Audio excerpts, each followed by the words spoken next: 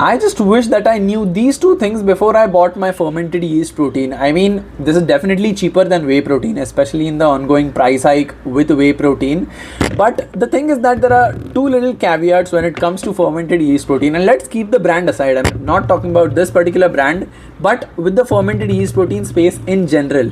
So firstly, the first problem that fermented yeast protein has is that when you look at whey protein, a standard serving of whey protein will have 88% of its calories come from the actual protein, whereas when you compare fermented yeast protein, it only has 64% of calories from the actual protein. So this is the first one.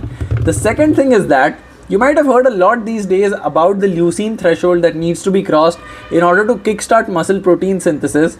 So the thing is that in a single standard serving of whey protein, you get 2.5 grams of leucine, which is enough to kickstart muscle protein synthesis.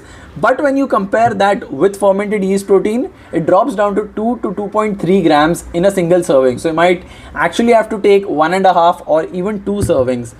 So I just wish that I knew these two things. I'm not saying like they affect your performance, recovery, anything. I'm not making any claims. I just wish that I knew these two things before I switched to a cheaper alternative.